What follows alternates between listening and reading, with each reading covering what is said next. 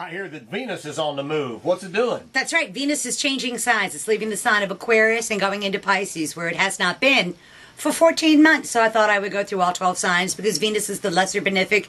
Wherever it goes, it brings the love with us, which we can all use during this Mercury retrograde and full moon. It's like all together. So here's good news for us. For Pisces, since that's the sign we're in, Venus in their sign means they are finally feeling the love. And they have honestly not been feeling the love because Mars is in their sign. So for them, they get what they desire. Single Pisces attract somebody, married ones, their marriage goes well. But basically, Pisces feel the love where they haven't. Okay. For Aries, this is love behind the scenes. This is where you give a little bit more than you get. And this is the sort of thing where you want to check IDs. You want to make sure somebody's really legitimately available if that's what you're doing. Because Venus in the 12th house means a lot of times you're going to get in trouble. Okay, behind the scenes doesn't mean behind the bleachers or anything. It can mean, yeah, scenes and bleachers.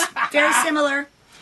For Aquarius, no, for Taurus, it is in their 11th house of hopes, wishes, goals, and objectives. And Tauruses get to take the next 3 weeks or so to finish up something that is close to their heart. It's a group project, so they're not going to be able to do it alone, and they're going to require the help of friends and colleagues to bring it about. But when they're done, they've achieved a hope, wish, goal, or objective. Cool. For Geminis, 10th house of career and public standing, and they get a break. They've been besieged. They have been having to defend their position, defend what they've said, defend what they've done, defend their job for the last couple of weeks or so, and now they largely get a break and get an ally where they thought they had an enemy. For Cancers, it's in their 9th house, so the law's on their side. Legal matters, educational matters, contracts, negotiations, all go very, very well for the Cancer. They can negotiate now, but I also wouldn't sign anything till after the 15th when Mercury goes direct, right, when that's over. For Leos, the money gods are going to smile on you, Leo, for the next 4 weeks or so. Lord have money mercy. falls Thank you, Jesus.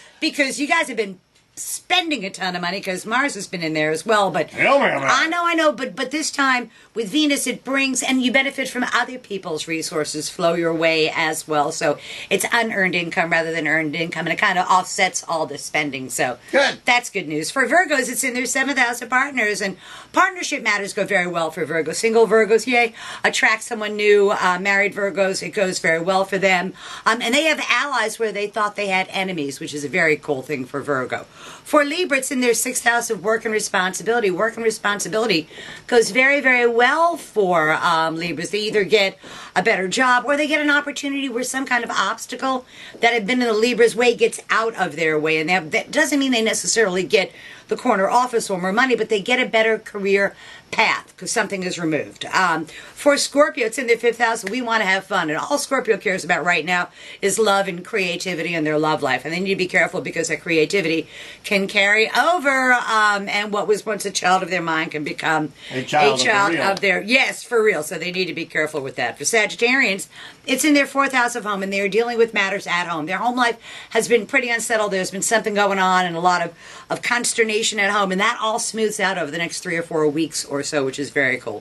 For Capricorns, the pace of their day-to-day living picks up, and they're going to take the next 3 or 4 weeks to incorporate the changes into their lifestyle so they don't feel like they're so much behind the power curve, that things go well, and they can cut out a pretty good deal for themselves.